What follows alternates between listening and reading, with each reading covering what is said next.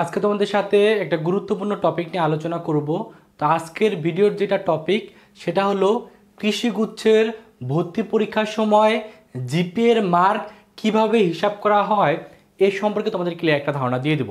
যেহেতু তোমাদের ভিতরে অসংখ্য স্টুডেন্ট কৃষিগুচ্ছে পরীক্ষা দিয়ে কৃষিগুচ্ছে চান্স পাবা, তো এই কৃষিগুচ্ছের ভর্তি পরীক্ষায় জিপিএ থেকে কিন্তু 50 মার্ক নেওয়া হয় এবং এই জিপিএ থেকে যে 50 মার্কটা নেওয়া হয় সেটার হিসাবটা কিন্তু অন্যান্য বিশ্ববিদ্যালয় থেকে একবারে আলাদা।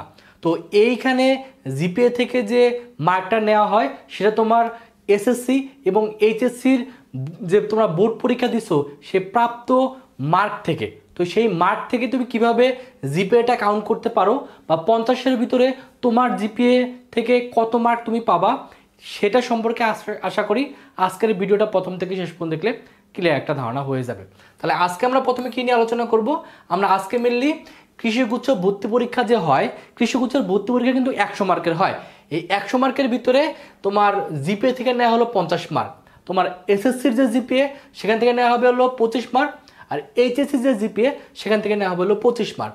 এই 25 মার্কটা আসলে কীভাবে কাউন্ট করা হয় সেটা আমরা আগে জানবো। তো প্রথমে আমরা এসএসসি সম্পর্কে জানবো। তো এসএসসি থেকে তোমাদের যে মার্কটা কাউন্ট করা হয় সেটা কিভাবে, সেটা হলো তোমাদের এসএসসি পরীক্ষায় শারীরিক শিক্ষা এবং কেরিয়ার শিক্ষা যে সাবজেক্টটা ছিল সেখানে কিন্তু টোটাল 150 মার্ক ছিল। এই 150 মার্ক কিন্তু তোমার যখন তুমি এই কৃষিগুচ্ছের জিপিএটা কাউন্ট করবা তখন তোমার এই শারীরিক শিক্ষার মার্ক এবং কেরিয়ার শিক্ষার যে মার্ক এই টোটাল 150 মার্ক কিন্তু হিসাব করবে না। তার মানে তোমাকে হিসাব করবে কত, এই শারীরিক শিক্ষা এবং কেরিয়ার শিক্ষা বাদ দিয়ে টোটাল 150 মার্কে হিসাব করবে। তার মানে এখানে যে টোটাল 150 মার্ক ছিল সেই 150 মার্ক কিন্তু এখানে হিসাব করতেছে না। তাহলে 150 মার্ক বাদ দিয়ে তোমার কত থাকতেছে, এখানে 150 মার্ক থাকতেছে। সেই 150-এর ভিতরে তুমি কত মার্ক পাইছো বোর্ড পরীক্ষায় সেখান থেকে কিন্তু জিপিএটা ক্যালকুলেশন করা হবে। তো এটা আগে তোমাদের ক্লিয়ার করে দিলাম। তারপরে আমরা কি সম্পর্কে জানবো, তারপরে আমরা এইচএসসিটা কীভাবে হিসাব করা হয় সেটা একটু দেখব। তো এইচএসসির যে তোমাদের বোর্ড পরীক্ষা যে তোমরা দিছিলা সেখান থেকে তোমাদের অপশনাল সাবজেক্টটা বাদ দিবে, অর্থাৎ অপশনাল সাবজেক্টটা তোমার হিসাব করবে না। এখন তোমার যদি অপশনাল বায়োলজি থাকে তাহলে কথার কথা তোমার বায়োলজিটা হিসাব থেকে বাদ দিবে।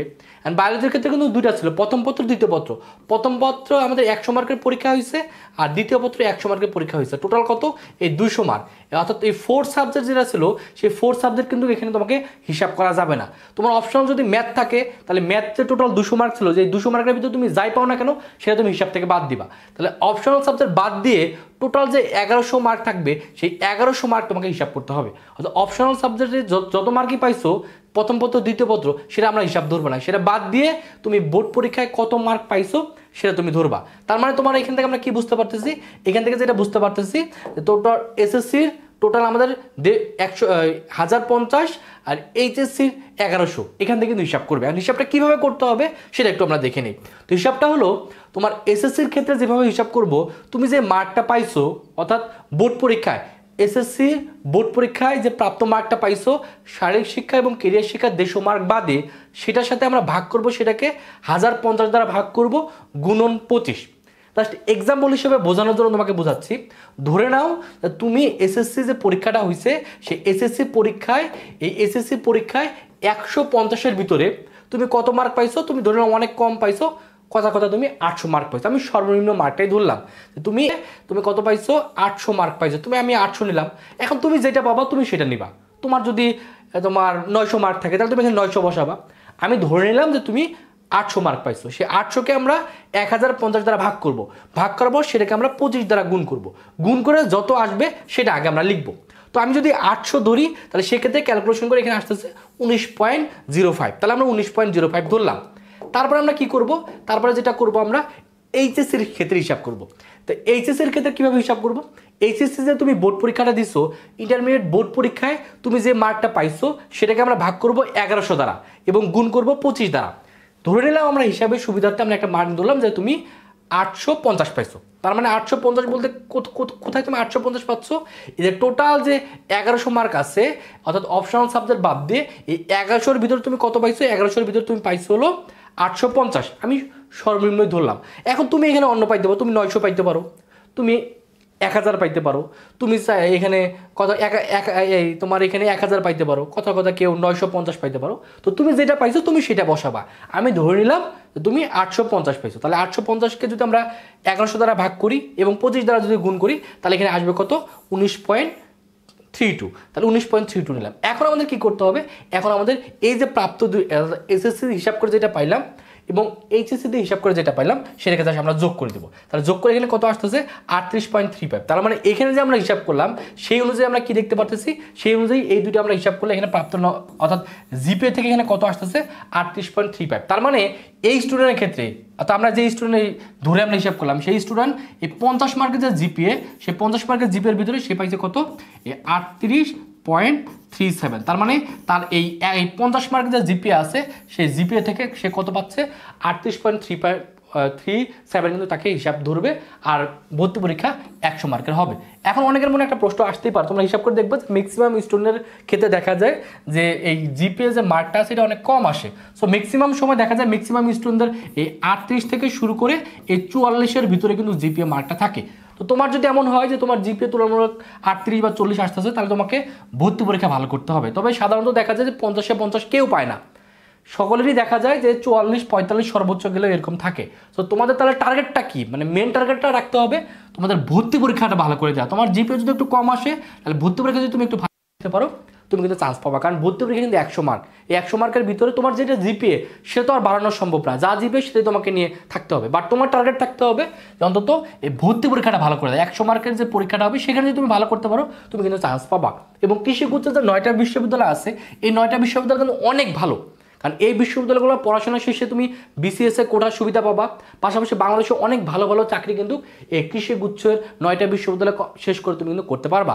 এবং অসংখ্য স্টুডেন্ট আমার দেখা আছে যারা গুচ্ছে ভালো করতে না পারলেও কৃষিগুচ্ছে কিন্তু ভালো করে। তাছাড়া আমি একটা এক্সাম্পল দিয়ে যদি বলি, আমার একটা স্টুডেন্ট ছিল যে স্টুডেন্টকে আমি আসলে বাসায় পড়াইতাম, যদি এখন আমি আর বাসায় স্টুডেন্ট পড়াই না, বাট আগে আমি 3-4 বছর আগে স্টুডেন্টদের বাসায় পড়াইতাম।